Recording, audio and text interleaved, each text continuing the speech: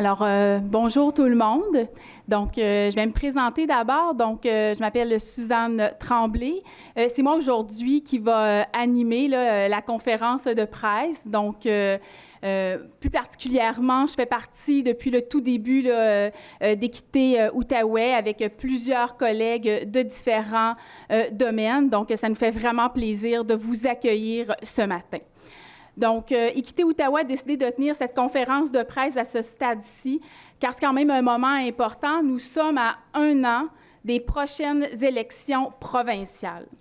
Force de constater que malgré la reconnaissance du caractère particulier de l'Outaouais en octobre 2019 par l'Assemblée nationale à Québec, notre région demeure en grande souffrance. Aujourd'hui, plusieurs intervenants en santé, du milieu de l'éducation, milieu communautaire, milieu culturel, sont ici pour vous parler de ce qui ne va pas, mais aussi pour proposer des solutions concrètes à des problèmes que l'on traverse dans notre région. La situation du sous-financement doit vraiment cesser. Équité Outaouais est un regroupement de personnes citoyennes engagées qui continue de travailler pour que notre région soit financée à sa hauteur, c'est-à-dire l'une des plus grandes régions du Québec. Merci et bonne conférence.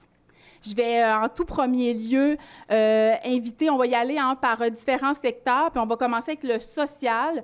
Donc, je vais inviter Danielle Kelly-Daou de la Trocao à venir prendre la parole, ainsi qu'à Mme Lise Paradis du GIT AMI, qui vous interpellera sur le logement social, la crise du logement, évidemment, que l'on traverse en Outaouais. Merci.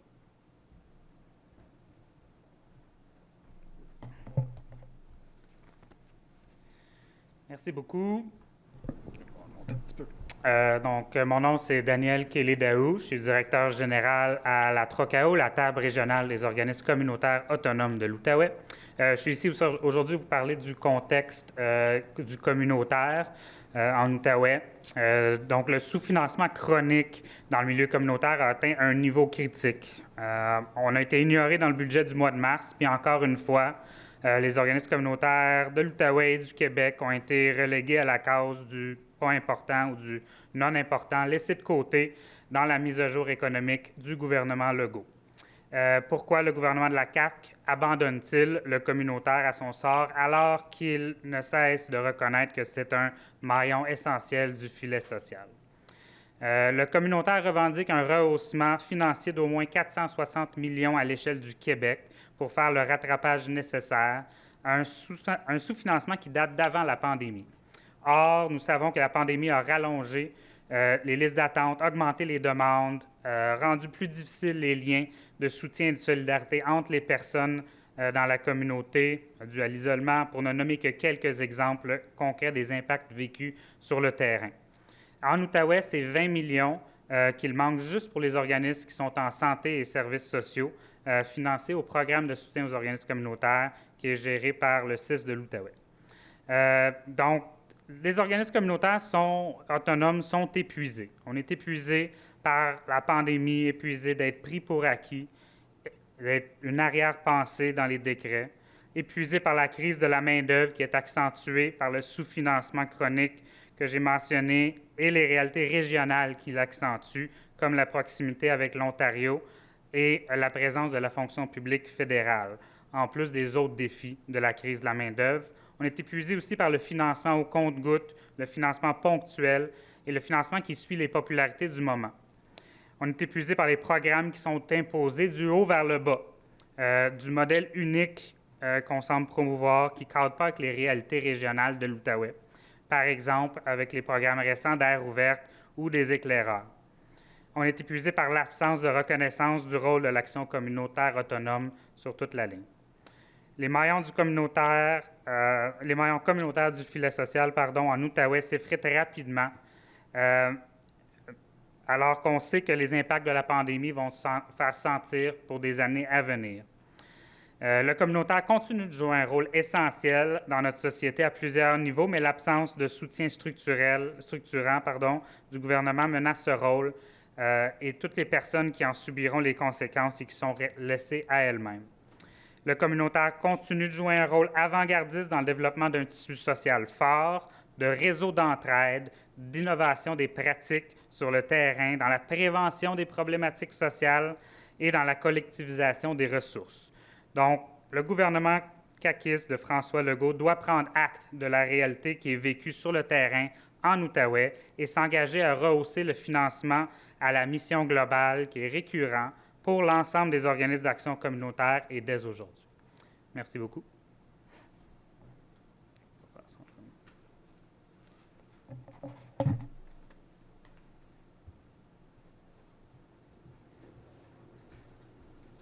Je vais maintenant laisser la parole à Mme Lise Paradis du GETAMI. Merci beaucoup. Alors, moi, je vais vous parler du logement social, la crise du logement et de l'itinérance.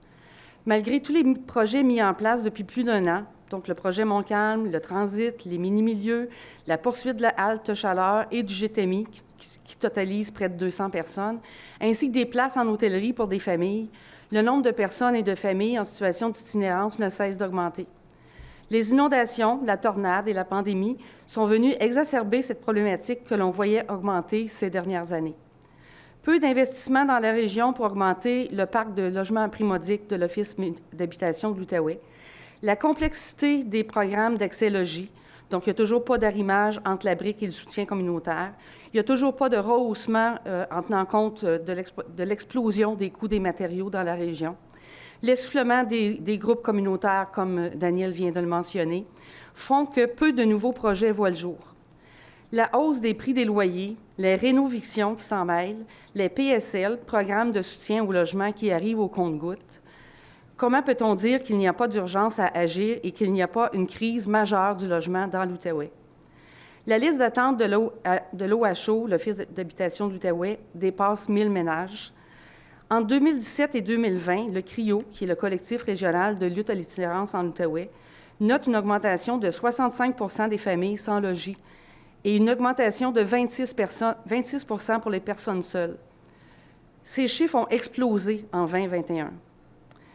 À 10h30 ce matin, il va y avoir une tournée avec des autobus de plusieurs groupes communautaires qui font partie du CRIO et de la 3KO pour aller porter des revendications tant aux personnes, aux personnalités au niveau municipal, provincial et fédéral. C'est d'ailleurs pourquoi Daniel et moi allons quitter suite à ma présentation. Alors, je vais vous en résumer quelques-unes parce qu'on en a beaucoup, donc j'ai noté celle au niveau du logement. Bien, premièrement, reconnaître qu'il y a une crise majeure du logement dans l'Outaouais, d'augmenter le nombre de logements du parc immobilier de l'OHO selon les demandes faites, d'arrimer la brique et le soutien communautaire pour le programme Accès Logis et tenir compte des prix des coûts des matériaux dans l'Outaouais, financer des mesures d'urgence pour les familles en situation d'itinérance, et aussi de pérenniser tous les projets qui ont été mis en place pour les personnes seules en situation d'itinérance. Merci beaucoup.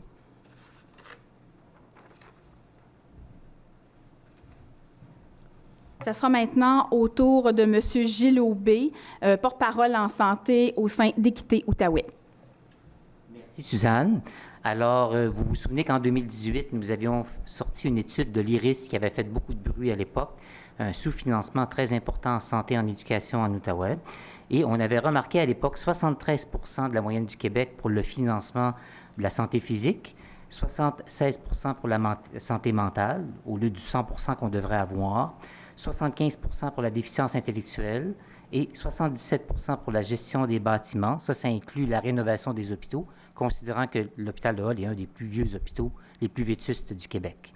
Alors, on avait en tout 75 du financement qui nous est dû, au lieu du 100 et ça veut dire 250 millions récurrents chaque année depuis des décennies que l'Outaouais est pénalisé par un sous-financement extrêmement important. Ça se traduit en 170 lits de soins aigus qui nous manquent. Il nous manque 460 lits de soins de longue durée. Il nous manque 200 médecins spécialistes. Il nous manque 1000 infirmières et le reste. Alors, qu'est-ce qu'on demande au gouvernement? La première recommandation qu'on fait aujourd'hui, c'est qu'on a rencontré les 3 députés de la CAQ, nous, le 15 octobre, des délégués de l'Équité Ottawa, on est allé parler avec eux, on leur a dit ça, qu'est-ce qui se passe? Alors, il n'y a aucune comptabilité, il n'y a aucun suivi du déficit criant de 250 millions qui a été fait depuis 2018. Il n'y a pas un seul gouvernement, il n'y a pas un seul fonctionnaire qui s'est penché là-dessus, qui a fait un suivi du sous-financement chronique en Outaouais. Alors, nous, on demande au gouvernement de régler ce problème-là. On veut un suivi systématique de ce sous-financement de 250 millions-là. On veut $0 de sous-financement. On veut avoir le 100% des fonds qui nous reviennent. Ce sont des impôts qu'on a payés à Québec. On a le droit d'avoir les mêmes services qu'ailleurs dans les autres régions du Québec. Alors, on veut un suivi de ce sous-financement chronique-là. L'éducation a le même problème en Outaouais. Alors, l'IRIS a documenté en 2018 qu'il manquait 2300 programmes de DEP au niveau du secondaire pour nos jeunes. Ces jeunes-là vont étudier ailleurs, on les perd.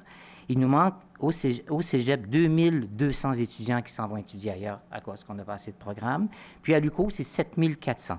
Tout calculé, c'est au-delà de 12 000 étudiants, 12 000, qui quittent l'Outaouais, qui s'en vont étudier ailleurs. C'est une hémorragie innommable. On ne peut plus accepter ça, de perdre notre jeunesse comme ça. Notre jeunesse s'en va enrichir les autres régions à nos dépens. Puis notre jeunesse, c'est avec ça qu'on construit notre société, les jeunes familles, les enfants. Alors, ça nous prend absolument des programmes d'éducation pour garder nos jeunes chez nous.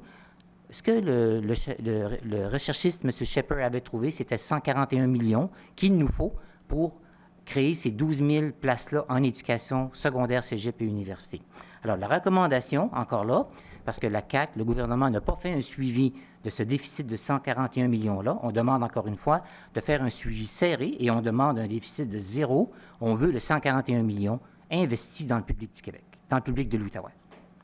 Grave problème de main-d'œuvre, vous êtes au courant de la crise de l'urgence à Gatineau, 4e plus grande ville du Québec, et depuis l'été, on est incapable d'offrir un soin qui a de l'allure dans cette urgence-là, qui est fermée à demi-temps depuis à peu près 5 mois. On ne peut plus accepter ça. 3e recommandation, alors il faut développer rapidement des programmes au secondaire, cégep et université pour former nos jeunes qui quittent, plus de 12 000, et il n'y a rien que la formation de nos jeunes qui va faire qu'on va être capable d'avoir du personnel pour pouvoir travailler dans nos institutions publiques.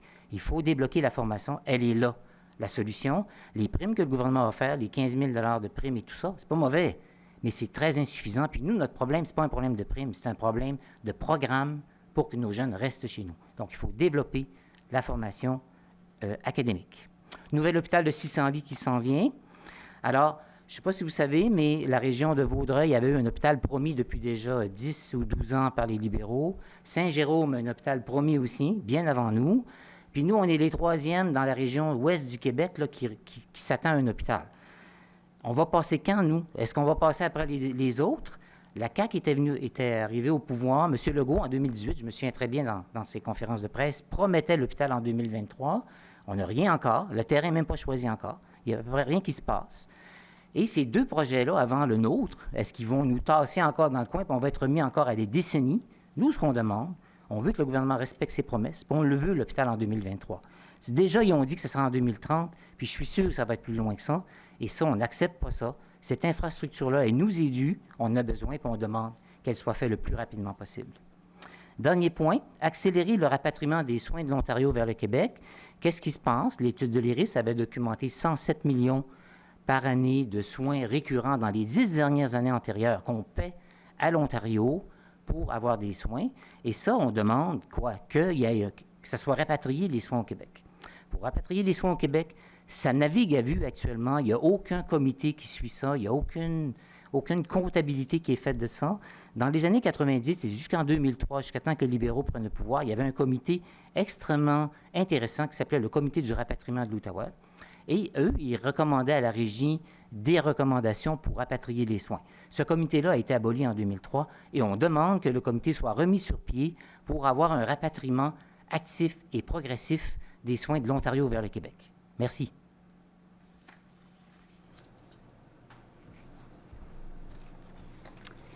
Ce sera maintenant à M. Denis Marcheterre d'Action Santé Outaouais qui va venir vous parler des services en santé et de la démocratie dans le milieu de la santé. Merci beaucoup. J'ai la bonne habitude de parler très, très, très, très bas. Alors, si jamais vous levez la main, là, j'ai vraiment un problème de projection de la voix. Je regardais hier la revue économique du ministre des Finances et je me disais, le ministre des Finances mentionne entre autres qu'il veut renforcer le système de santé. Pour renforcer le système de santé, il va mettre plusieurs milliards de dollars, ce qui est une bonne nouvelle, pour améliorer les conditions de travail des infirmières et des professionnels de la santé en général, et pour accélérer le rythme des chirurgies surtout. C'est bon, mais renforcer le système de santé, ça veut dire plus que ça. Renforcer le système de santé, ça veut dire s'assurer que le système de santé va être durable au cours des prochaines années. Si on améliore les conditions de travail du personnel, c'est un bon départ. Ce n'est pas suffisant. Ce qui m'inquiète dans ce genre de revue économique, là, je comprends que c'est pour le ministre des Finances, il appartient pas au ministre des Finances d'imposer une vision sur le réseau de la santé. Ça revient au ministre de la Santé. Mais ce qui m'inquiète, c'est le fait qu'il n'y en a pas de vision. On est encore dans la gestion à la pièce. On est encore dans la gestion de crise. Il y a un problème de pénurie de personnel. On va mettre de l'argent pour prévenir, pour attirer les gens.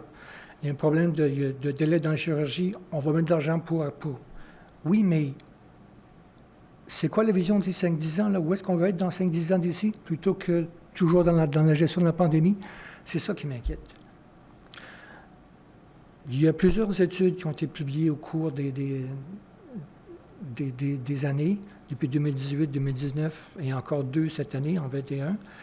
Et toutes les études mentionnent à peu près la même chose. L'enjeu principal est la centralisation forte du système de santé, centralisation du pouvoir, de la prise de décision, et l'accès ou le manque d'accès aux soins de première ligne. Nous, on dit, il est le temps en Outaouais de déconcentrer le pouvoir. Pas nécessairement décentraliser dans le sens de changer les structures. Ce n'est pas le temps de changer les structures. On en a fait des changements de structure là, ad nauseam au cours des années, et ça a donné ce que ça a donné. Ce n'est pas le temps de répéter les mêmes erreurs, c'est le temps de focuser sur l'accès aux soins et la déconcentration des pouvoirs.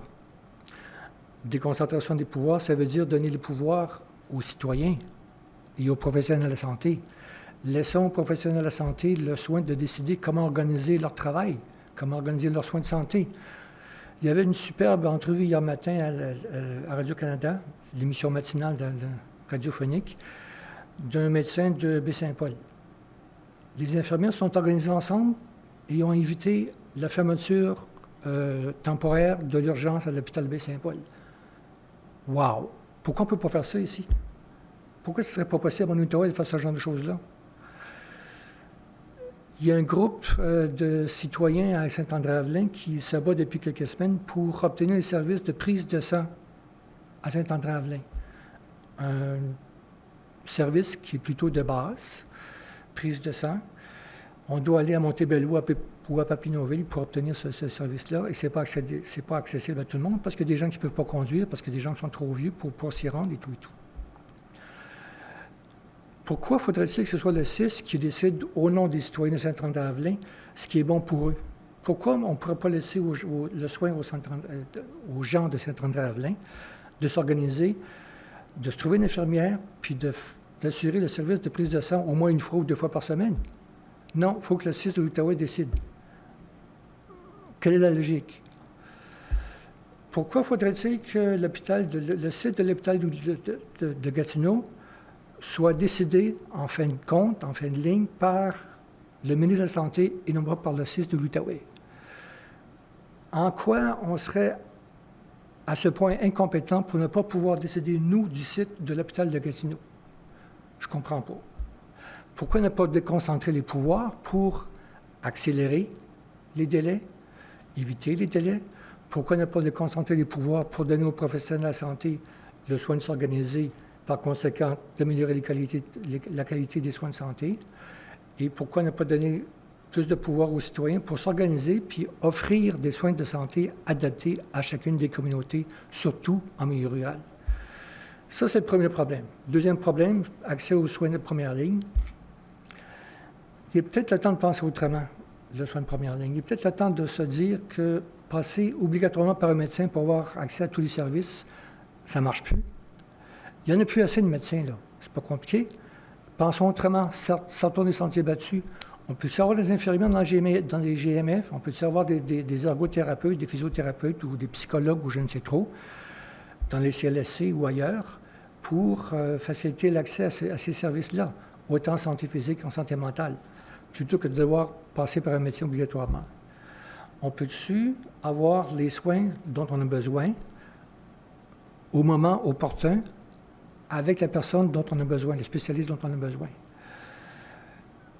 De croire que les médecins devraient être encore les portiers du système de santé, c'est dépassé, là. Ça ne marche plus. Décentralisons, pensons notre affaire comme il faut. C'est peut-être le temps de se poser les bonnes questions. Le gouvernement de la CAQ avait comme promesse électorale en 2018 de décentraliser le système de santé, de le rendre efficace et de le moderniser. Bien là, c'est le temps, là. 4 ans plus tard, allons-y, là. Surtout qu'on veut préparer la post-pandémie. C'est le temps d'y penser, mais pensons autrement. Merci.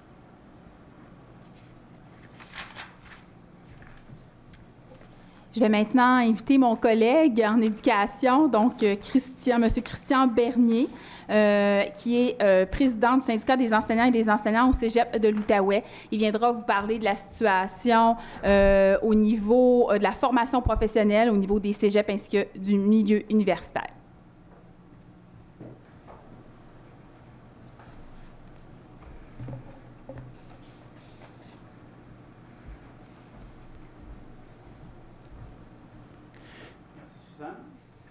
Bonjour tout le monde, merci d'être là. Alors, en éducation, aujourd'hui, je vais parler autant primaire, secondaire, formation professionnelle, le collégial, l'universitaire aussi. En éducation, les plus grands défis en Outaouais sont les mêmes. Je parle des grands défis qu'on a en commun à tous les niveaux d'enseignement. C'est la carte des programmes offerts à la population. Cette carte-là est déficitaire si on la compare aux autres régions comparables. Gilles en parlait tantôt.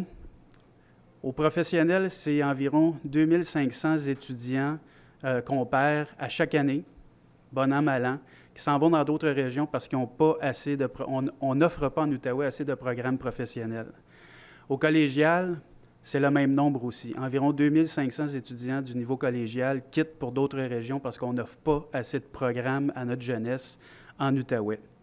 C'est encore pire à l'université, 7500 étudiants, comme le disait Gilles tantôt. Un autre problème qu'on a en commun, entre autres choses, il y a un problème de financement, évidemment, de ces programmes-là. On a un autre programme, c'est le financement des infrastructures. Parce qu'en Outaouais, tout niveau confondu en enseignement, les places débordent. Alors, il y a pas trop d'étudiants, mais il n'y a pas assez de place, en fait, pour accueillir tout ce beau monde-là. Alors, ça fait qu'on a besoin de plus d'espace pour accueillir plus de monde. Comme le disait Suzanne tantôt, ça fait 2 ans que l'Assemblée nationale a reconnu officiellement le sous-financement de l'Outaouais. S'il y a des progrès qui se sont faits sur le plan de l'offre de programmes, par exemple au Cégep de l'Outaouais, on en offre 2 nouveaux là, depuis quelques années, là. Ces progrès-là ne suffisent pas. Ils ne suffisent pas à suivre le développement de la région, une région en fort développement, puis l'augmentation démographique aussi. Au Cégep de l'Outaouais, juste pour donner un exemple concret, les classes temporaires qu'on a au Cégep de l'Outaouais sont là depuis 10 ans, au moins. Classe temporaire. On grandit par en dedans, c'est vrai, Suzanne pourra le confirmer, c'est vrai au professionnel, collégial, à l'UQO. On agrandit par en dedans parce qu'on ne peut pas agrandir les espaces. Ça fait que même si on a plus de programmes, si d'aventure on pouvait offrir plus de programmes, on ne pourrait pas accueillir plus d'étudiants. Ça veut dire des petites cohortes. Des petites cohortes, ça coûte plus cher à financer en pourcentage. Donc, ce n'est pas quelque chose de viable à long terme.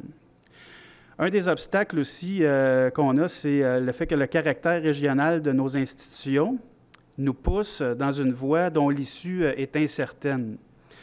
Je m'explique. Il faut augmenter le nombre de programmes pour répondre aux besoins, pour juguler l'exode de notre jeunesse. Mais dans une telle logique, le risque que les cohortes soient peu nombreuses est grand. Plus les cohortes sont petites, plus elles coûtent cher proportionnellement au ministère de le financer. Le ministère doit absolument sécuriser les petites cohortes en Outaouais. Ça, c'est une des recommandations qu'on a. Il faut absolument sécuriser ces petites cohortes-là.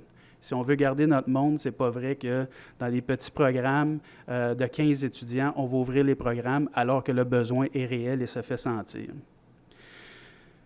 D'un côté, le ministère de l'Enseignement supérieur, j'imagine que c'est le cas pour le ministère de l'Enseignement tout court, le gouvernement dans son ensemble semble considérer l'Outaouais comme une région avec ce que ça peut supposer. Des institutions avec des missions régionales. On s'attend d'elles qu'elles répondent aux besoins régionaux. C'est correct, la population est moins nombreuse que dans les grands centres. Tout ça est bien parfait.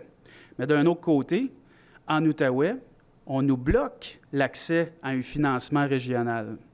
Je vous donne un exemple encore très concret. Si on compare avec l'Abitibi, en Abitibi, ils ont 3 centres collégiaux. Là-bas, on les considère comme 3 cégeps. Si on parle de la région du Lac-Saint-Jean, qui est plus petite, mais quand même comparable, ils ont 4 cégeps publics. Il y en a d'autres privés aussi, 4 cégeps publics. Je pousse la comparaison plus loin. Pensons à Granby, Saint-Hyacinthe, Valleyfield. Ces 3 villes-là ont leur cégep. Parfait. Ces cégeps-là sont à moins d'1 heure. Les 3 sont à moins d'1 heure de Montréal et bénéficient d'une annexe spéciale pour le financement des cégeps en région. Le cégep de l'Outaouais ne bénéficie pas de cette annexe-là. C'est un exemple très facile, ce serait très facile de régler le problème.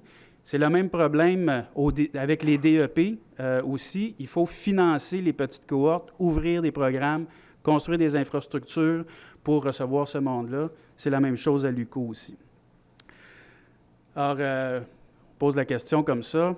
On a rencontré, comme Gilles le disait tantôt, on a rencontré la députation caquiste il y a quelque temps.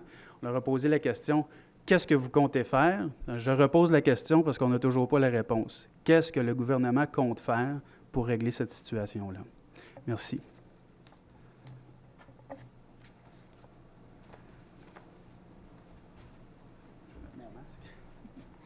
Alors, merci. On va ensuite passer à la culture, donc avec M. Jean-Pierre Deslauriers, porte-parole pour Équité Outaouais.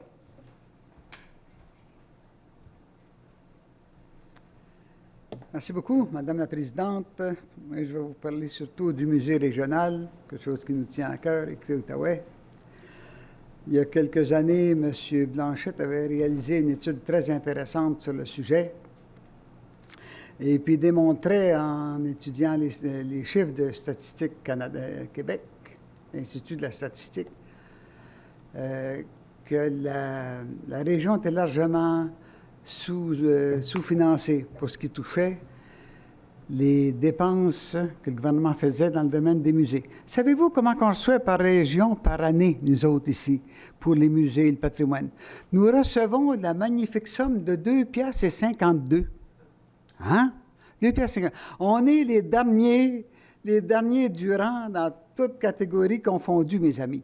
L'avant-dernier, nous autres, c'est la région, la région de l'Estrie, ils reçoivent 12,97 $.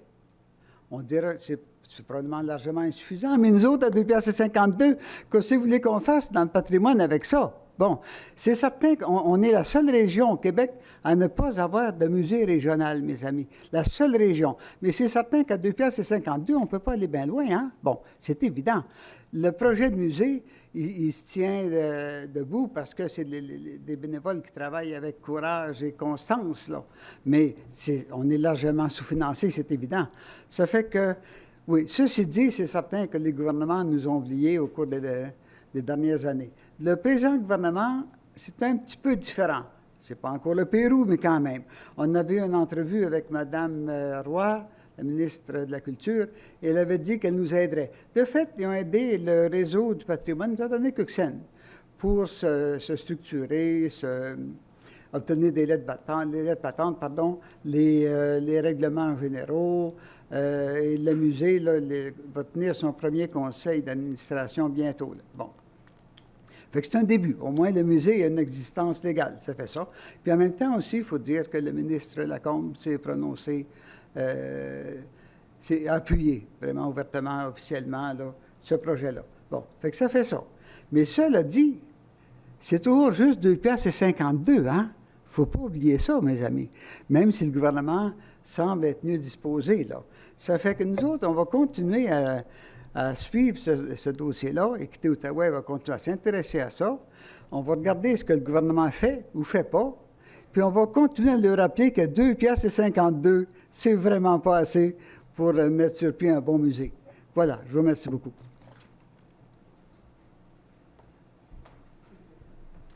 Merci. Donc, je vais terminer avec Madame Céline de Guise de Culture Outaouais. Alors, moi, je vais vous parler de la culture de façon plus générale et de son importance dans l'Outaouais, puisque c'est un vecteur important de l'identité et de l'appartenance au territoire. En fait, c'est un facteur incontournable pour faire de l'Outaouais une région en santé. On a parlé de la santé, et la santé, elle a plusieurs formes. La culture, en fait, c'est notre affaire, c'est l'affaire de tout le monde. C'est une composante vitale du tissu social de l'Outaouais et c'est une façon aussi de créer des liens avec les différents secteurs. Elle a un rôle important dans le développement de la région parce qu'elle crée des emplois diversifiés, soit plus de 4 % de l'ensemble des emplois de la région. C'est aussi un champ de recherche qui contribue à l'innovation. On a vu avec nos différents secteurs comment souvent l'Outaouais se démarque et ça, c'est important de le noter et de le poursuivre. La culture fait aussi partie du mieux vivre ensemble. Toutes les questions de culture qui se rencontrent, de diversité, la culture donne cette possibilité-là de rencontre et de diffusion également. La culture, en fait, ça nous aide à avancer.